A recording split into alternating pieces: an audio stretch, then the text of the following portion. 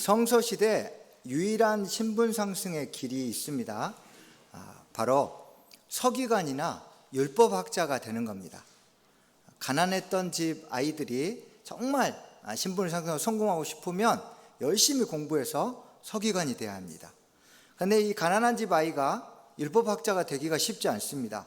왜냐하면 공부하는데 돈이 너무 많이 들어요. 그래서 마을 사람들이 구제비를 걷어가지고 학비를 일부 지원해주면 그 돈으로 서기관 율법학자가 되는 겁니다. 그래서 율법학자가 되면 마을 사람들에게 진 빚을 갚기 위해서 유명해져야 했습니다.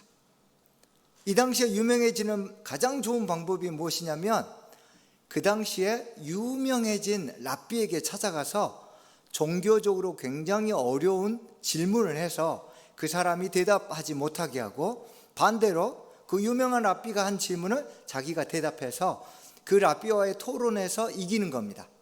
그러면 전국구 스타 랍비로 뜨는 겁니다. 그래서 많은 곳에서 초청 강연이 들어오고, 그러면 자기를 도와준 마을 사람들에게 또 빚도 갚을 수 있습니다.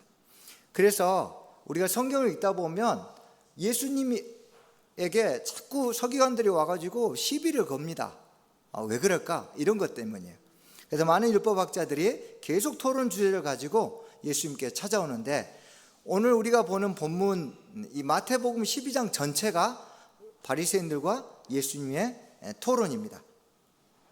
안식일에 제자들이 밀밭 사이로 가면서 이삭을 잘라 먹었는데 원래 이렇게 하면 안 됩니다. 안식일에 하지 못해야 될 금기행위를 할락하라고 하는데 이 금지사항 추수행위를 위반했죠. 그것 때문에 안식일을 어겼다고 비난하며 첫 번째 토론이 시작됐습니다.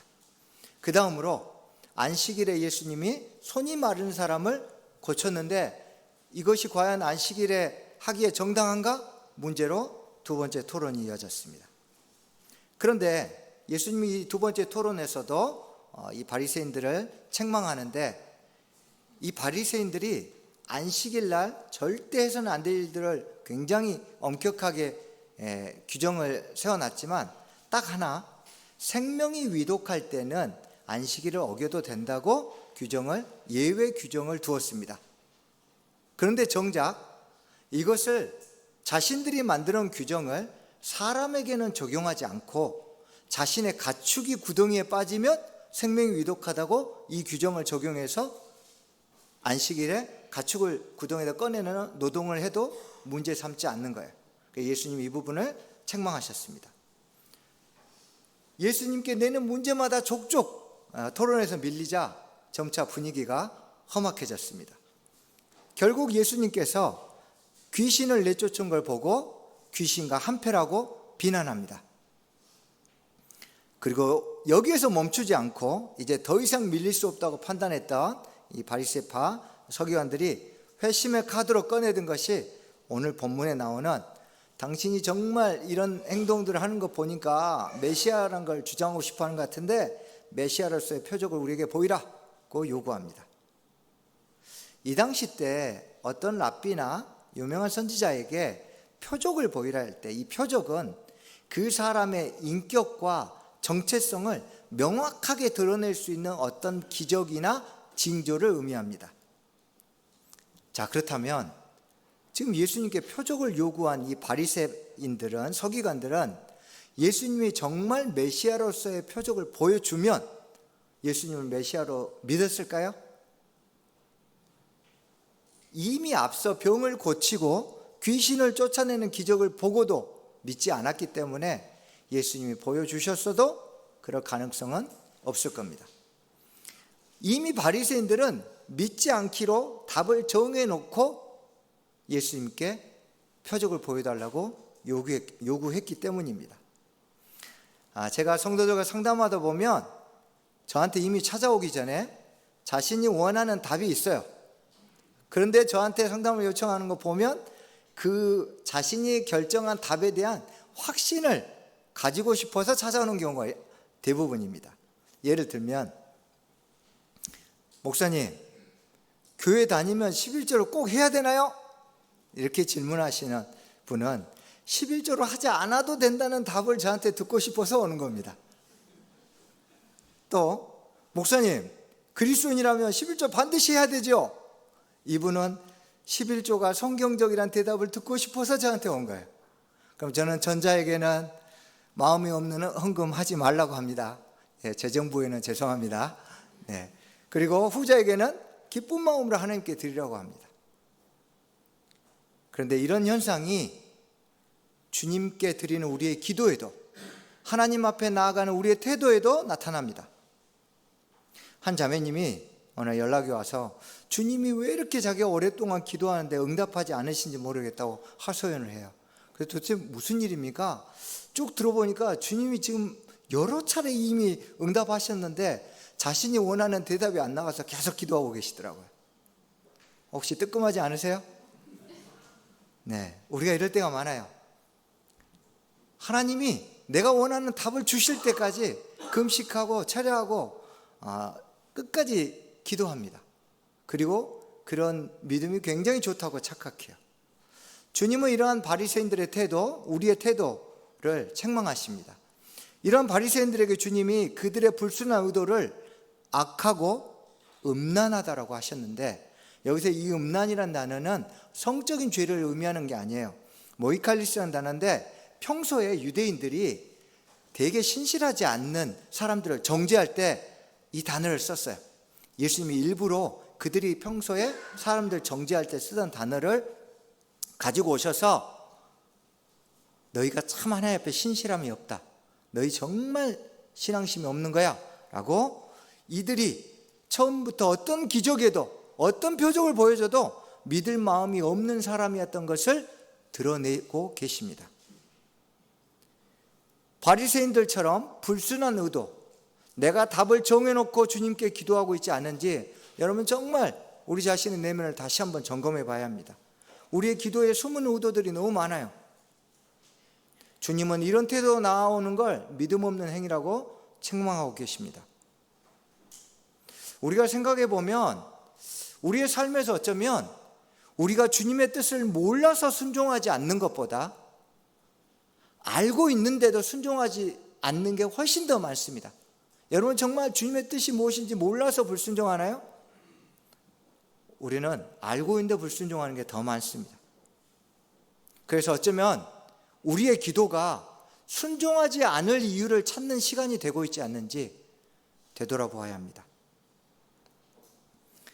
예수님이 믿을 마음이 없는 바리새인들에게 경고하시고 이제 이들의 이 삶의 원인들을 어떻게 다시 풀어가야 될지를 선지자 요나와 이 당시 역대 최고로 지혜로웠던 솔로몬 왕의 이야기를 비유로 사용하셔서 이들의 원인을 책망하셨으니까 어떻게 하면 이것들을 풀지에 대해서도 이 두 가지 비유를 통해서 교훈하고 있는데, 저희는 총 세 가지로 나눠 살펴보겠습니다. 첫 번째로, 심판 때 니느웨 사람들과 남방 여왕이 너희들을 정죄할 것이다 라고 유대인들이 정말 싫어하는 이방인들, 지옥의 불쏘시개 감이라고 조롱하는 이방인들을 사용해서 이 유대인들의 수치심을 극대화시키십니다. 주님은 이때뿐만이 아닙니다.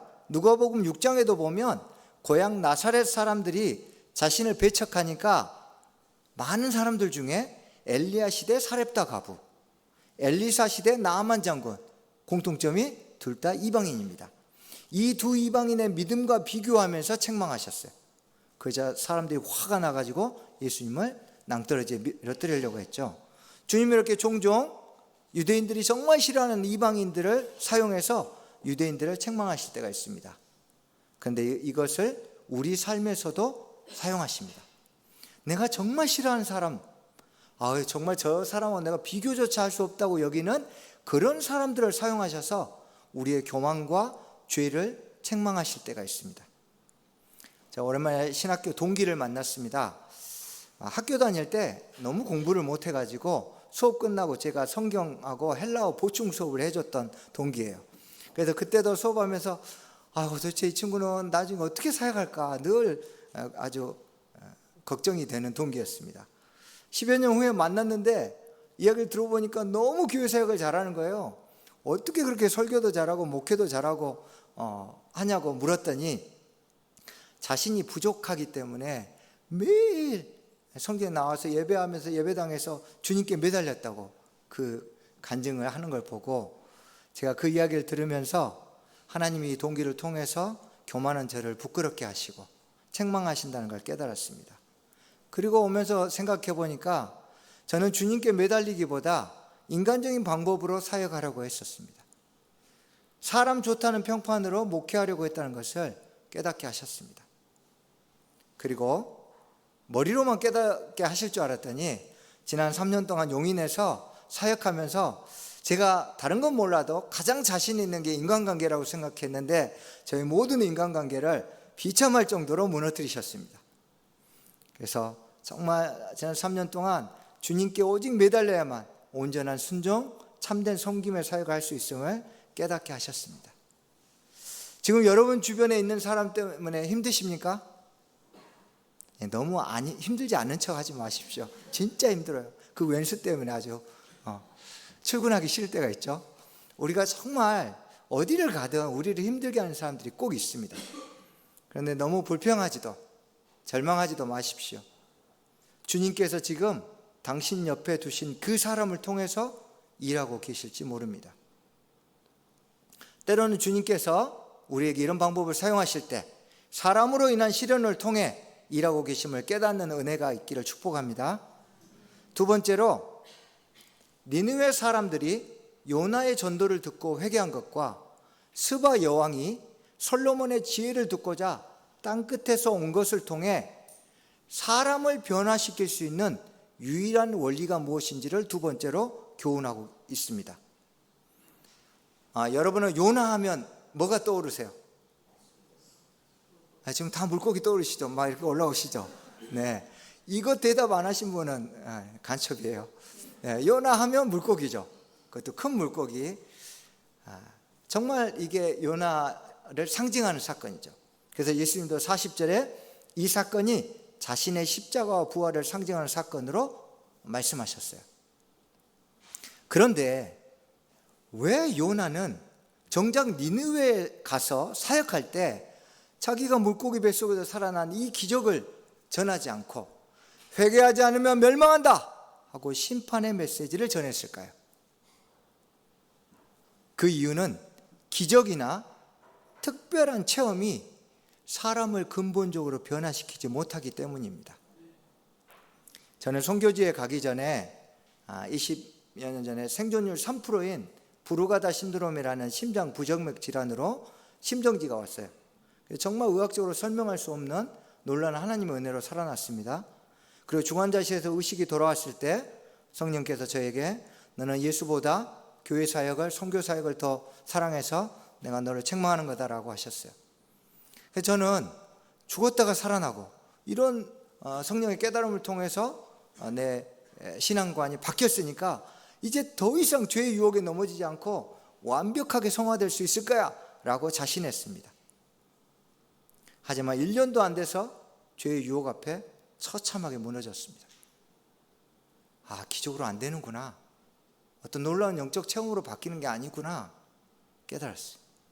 또 제가 늘 사역하면서 한 가지 주님께 답답함을 호소한 게 있습니다. 주님, 제가 혼수 상태에 있을 때 천국을 한 번만 보여주시지. 그럼 게임 끝나는데요. 제가 전국적으로 부흥회 다니면서 사역하면 되는데 왜 그 천국 안 보여주셨어요? 그때 주님이 이렇게 말씀하셨어요. 네가 천국을 보면 네가 어떤 사람보다 천국에 대해서 정확하게 가르칠 수 있겠지만 이미 천국을 본 이상 너에게 천국은 사실이 되어버렸기 때문에 천국이 믿음과 소망의 대상이 되지 않을 거다. 너의 믿음을 위해서 보여주지 않았다 할 말이 없었습니다. 네, 그래서 이러한 깨달음들을 통해서 저는 정말 명확하게 확신해 가세요. 절대 우리가 추구하는 어떤 특별한 영적 체험, 기적들 이걸로 사람 바뀌지 않습니다. 오직 복음의 메시지를 통해서만 바뀝니다. 요나가 이 기적을 체험하고도 정신을 못 차렸나 봐요. 3일 길을 걸어서 전파해야 될 큰 니느웨 성을 하루 동안만 복음을 전했어요. 그런데도 니느웨 성이 뒤집어지고 사람들이 회개했습니다. 왜요? 그가 하루 동안 전했지만 심판과 회개의 복음을 전했기 때문입니다. 여러분, 절대 기적이나 특별한 신앙 체험, 우리의 삶에 도움은 될지언정 우리의 삶을 근본적으로 변화시키지 못합니다. 우리의 삶이 문제들이 많죠. 우리가 기도하면 기적적으로 문제가 해결될 수 있어요. 힘들었던 삶이 기적처럼 순조롭게 된다 해도 그 기적이 우리를 변화시키지 못합니다. 오직 복음이 우리를 변화시킵니다. 그럼 이 복음은 어디에 있을까요? 우리를 변화시키는 복음의 능력은 말씀 안에 있습니다. 매일 살아있고 활력이 있는 하나님의 말씀이 내 혼과 영과 및 관절과 골수를 찔러 쪼개서 내 마음과 생각과 뜻을 판단하고 바로 잡아주실 때만이 우리 영혼의 삶의 진정한 변화가 일어나는 겁니다. 여러분, 그런데 왜 말씀에 게으르십니까? 왜 성경 안 읽으세요? 왜 묵상 안 하세요? 왜 성경 연구 안 하시고 설교만 들으세요? 남이 해놓은 밥만 차려 드시려고 하세요? 직접 성경 속으로 들어가셔야 됩니다. 그래서 그 안에서 말씀의 생수를 길러야 합니다. 여러분, 다시 말씀을 붙잡으십시오. 처음에는 우리가 말씀을 붙잡지만 어느 순간 말씀이 우리를 붙잡을 겁니다. 그러면 말씀에 붙잡힌 사도행전의 사도들처럼 그때부터 참된 변화가 일어날 것이고 주님이 우리를 이끄시는 곳에서 하나님 기뻐하시는 사역을 감당하게 되는 겁니다. 말씀과 함께 또 하나 필요한 것이 있습니다. 남방 여왕이 배우려고 했던 솔로몬의 지혜가 우리에게 필요합니다. 여러분, 솔로몬이 뭘 구했죠, 하나님께? 대부분 솔로몬이 하나님께 지혜를 달라고 기도한 것으로 알고 있습니다. 그런데 열왕기상 3장 9절을 보면 솔로몬이 구했던 것은 듣는 마음입니다. 역대기에 에스라가 이걸 지혜로 해석한 거지, 솔로몬은 처음에 하나님 내게 듣는 마음을 주세요 이렇게 기도했습니다. 여기서 듣다라는 단어는 히브리어로 순종하다라는 의미가 담겨 있고, 그리고 마음이란 단어는 의지라는 의미가 담겨 있습니다. 그래서 솔로몬은 하나님께, 하나님 이 나라를 다스리고 백성들을 재판할 때 그 모든 기준이 말씀에서 나오니까 하나님 말씀을 제가 먼저 듣고 순종할 수 있는 의지를 주십시오. 그래서 제가 본이 돼서 왕으로 통치하겠습니다. 그리고 재판하겠습니다. 그래서 듣고 순종할 수 있는 의지를 가질 수 있게 해달라고 기도한 것입니다. 히브리서 기자가 이렇게 얘기합니다. 그들과 같이 우리도 복음 전함을 받은 자이나. 여러분, 복음을 들으셨죠? 이렇게 복음을 듣고 복음을 받은 자이나 들은 바 그 말씀이 그들에게 유익하지 못한 것은, 복음을 들었는데 전혀 그 복음의 유익을 누리지 못해요. 복음으로 자신의 영혼과 삶의 변화의 기쁨을 누리지 못하는 것, 그 들은 바 말씀이 그들에게 유익하지 못한 것은 듣는 자가 믿음과 결부시키지 아니함이라. 아무리 많은 설교를 듣고 성경 공부를 열심히 해도 듣고 순종할 의지를 가지고 들은 바 말씀을 믿음과 결부시키지 않으니까 예배당을 나가는 순간 똑같아지는 거예요. 직장에 가면 전혀 다른 삶을 사는 거예요. 순종하고자 하는 마음이 없이 말씀을 대하면, 설교를 들으면 절대로 믿음과 결부시킬 수 없고 말씀의 유익을, 복음의 유익을 누릴 수 없습니다. 그러므로 주님께 듣는 마음을 달라고 간구하십시오. 그때 우리가 읽고 들은 말씀, 들은 설교들이 날카로운 칼이 되어서 우리의 혼과 영혼을 찔러 쪼개서 말씀의 은혜가 우리의 삶을 통과하고 열매 맺게 할 것입니다. 세 번째로 41절에 요나보다 더 큰 이가 여기 있으며, 42절에 솔로몬보다 더 큰 이가 여기 있느니라고 하셨습니다. 이 말씀은 니느웨 사람들이 요나가 전한 복음을 듣고 회개했는데 남방 여왕이 솔로몬의 지혜를 경험하고도 순종하는 마음을 가졌는데, 왜 너희는 복음 자체인 내가 복음을 가르치고 직접 보여주는데도 듣지도 않고 믿지도 않고 순종하려고 하지도 않는구나. 라는 예수님의 탄식이자 바리새인을 향한 책망이고 오늘 그들과 같이 사는 우리를 향한 책망입니다. 예수님은 바리새인들이 자신을 믿지 않는 원인에 대해서 그 원인을 예수님을 가장 크신 분으로 받아들이지 않았기 때문이라고 지금 원인을 밝히고 있습니다. 우리가 예수님을 믿는다고 하면서도 변화되지 않는 원인은 아직도 예수님을 우리 삶의 최고로 여기지 않기 때문입니다. 우리 인생에서 예수님 말고도 최고로 여기는 것들이 아직 존재하기 때문입니다. 여러분, 세상 그 어떤 것보다 예수님을 가장 크고 위대하신 분으로 여기고 있습니까? 예수님에 대해서 정확하게 알지 못하기 때문에 예수님을 푸대접하는 것입니다. 제가 오랜만에 여기 예배드리러 왔더니 새로 오신 분은 저 양반이 누군가 하고 이렇게 쳐다보지만 저를 아신 분들은 아이고 목사님 이렇게 아는 만큼 대접하더라고요.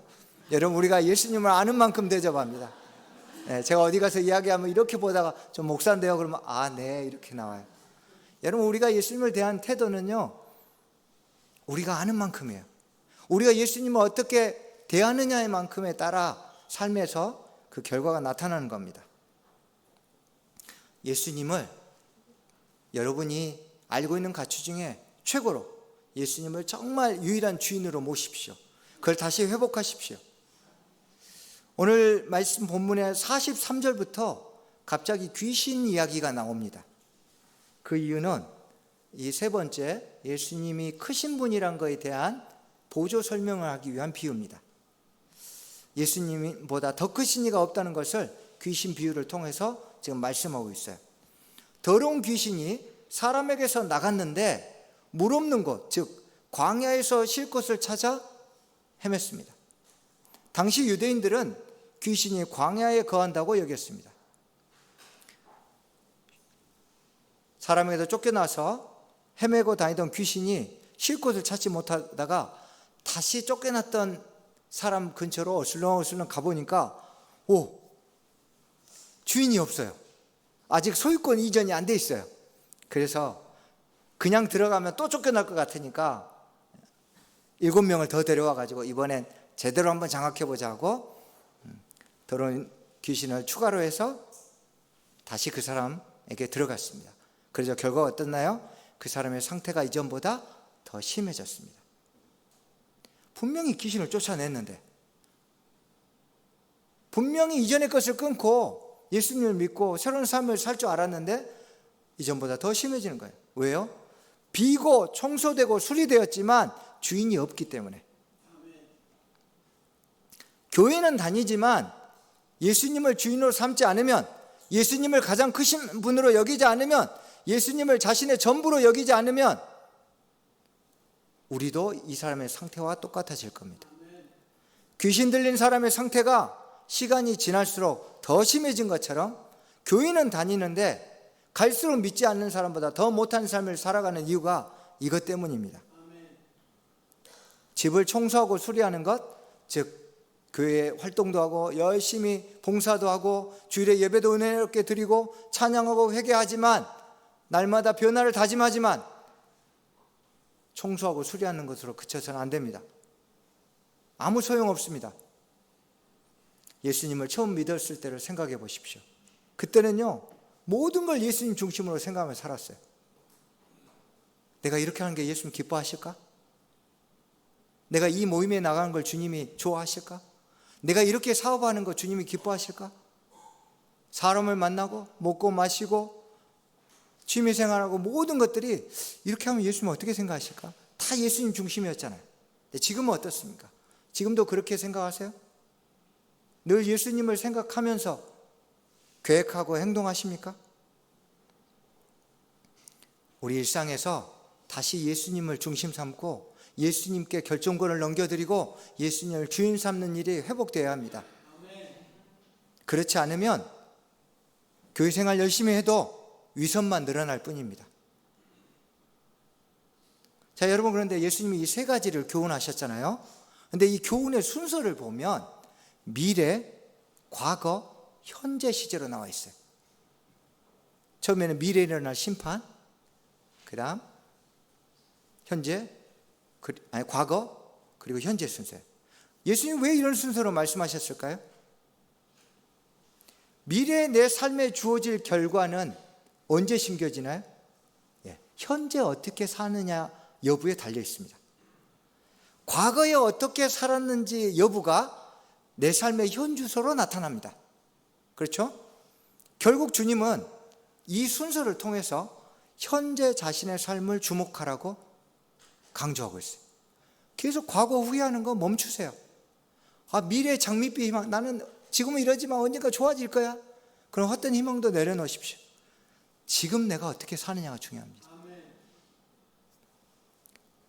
가끔 제가 자녀 문제로 상담을 하다 보면 대부분의 부모님들이 이런 얘기를 해요. 나는 정말 자녀를 위해서 최선을 다했어요. 근데 이놈이 좀 컸다고 나한테 이럴 수가 있어요 하면서 막 찾아옵니다. 근데 정말 이야기를 들어보니까 존경스러울 정도로 자녀를 위해 모든 걸 쏟아부었어요. 자녀의 미래를 위해서 열심히 일하셨어요. 그런데 자녀의 미래를 위해 열심히 일한다는 많은 부모들의 공통점이 있어요. 자녀들이 그때, 그 자녀들의 현재 그때 부모를 필요로 할 때 부모가 그 자리에 없었어요. 자녀와 함께 하는 시간을 갖지 못했어요. 그래서 부모와 함께할 현재를 빼앗긴 자녀들이 미래에 부모가 자신을 위해 헌신했다는 기억만 있을 뿐 부모와의 관계가 친밀하지 못한 상태의 결과를 맞이한 것을 봅니다. 그런데 이런 현상이요, 오늘날 우리 신앙생활에도 여전히 동일하게 나타납니다. 주님과 함께할 현재를 갉아먹으면서 살고 있으면 결국 미래의 심판대 앞에서 땅을 치며 후회할 날이 올 겁니다. 그런 날이 오지 않도록 주의하십시오. 말씀을 마무리하겠습니다. 우리는 현재 주님이 보내주신 사람들을 통해 자신의 교만을 깨달아야 합니다. 우리는 현재 복음만이 우리를 변화시킬 수 있다는 사실을 인정하고 복음의 진수가 담긴 말씀에 붙잡힌 사람이 되어야 합니다. 우리는 현재 주님만이 크고 위대하신 자신의 유일한 주라는 사실을 인정하고 주님의 주권을 회복해야 합니다. 여러분, 지금은 왜 나는 변화되지 않을까라는 질문으로 설교하지만 시간이 지났을 때 주변 사람들에게 나는 이렇게 변화되었다라고 간증하시고 또 나는 이렇게 변화되었다고 저에게 꼭 화답해 주시기를 부탁드립니다.